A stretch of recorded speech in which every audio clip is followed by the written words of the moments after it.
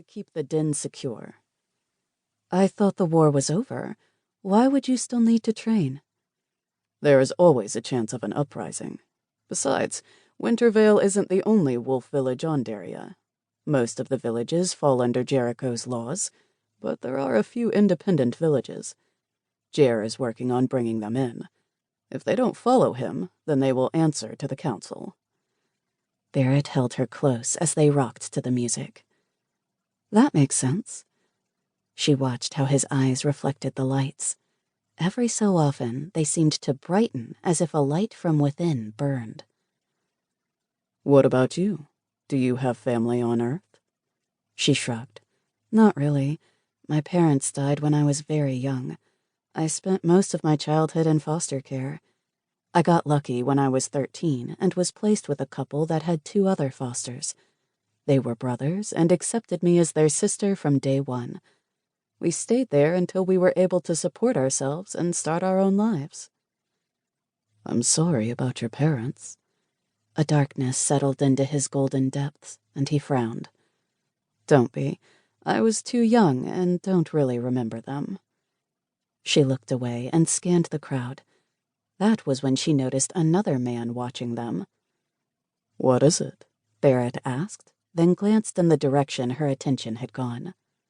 Ah, that's Liam. He and I have been best friends since we were kids. We agreed to share a surrogate. Oh. She turned her attention back to Barret, not knowing what else to say. She knew that was a possibility.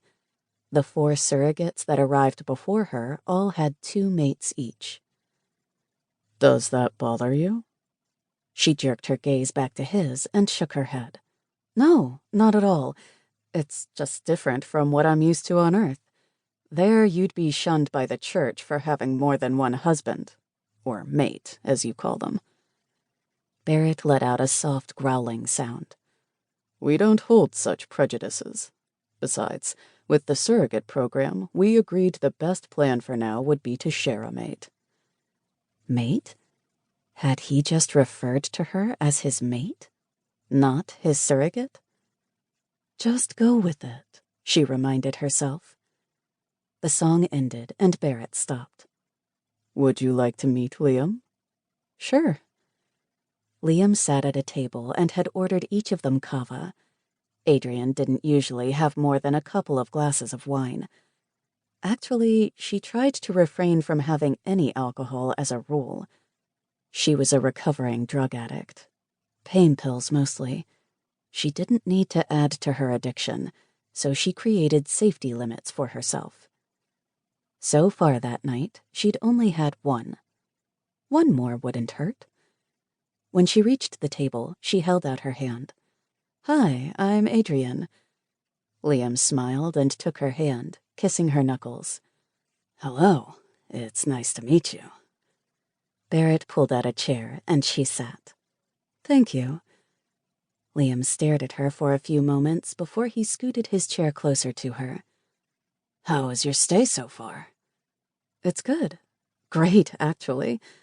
She sipped her kava. Her nerves were starting to make her anxious because she had the attention of 2 gorgeous males. Barret spoke, drawing her attention to him. Liam is on the council. He knows all your deep, dark secrets. Frowning, she set her glass down and pushed it to the middle of the table. Was she being tested? Liam covered her hand, drawing her attention to him. Enjoy yourself. Our healers can help if needed. His words sank in, and she relaxed. He was telling her it was okay, while not revealing anything to Barret. But she wasn't naive enough to think the best friends wouldn't share information. Barret was the head of security, after all. Barret sipped his kava, then asked, Why did you want to join the program? That was easy. I want to help. Like I said, I don't have a real family. While my foster parents were nice and gave me and my brothers everything we needed, I never felt like I belonged. Being a surrogate, I'm doing something to help a race and a planet rebuild. Everything she had read about shifters had only helped her with that decision. They mated for life.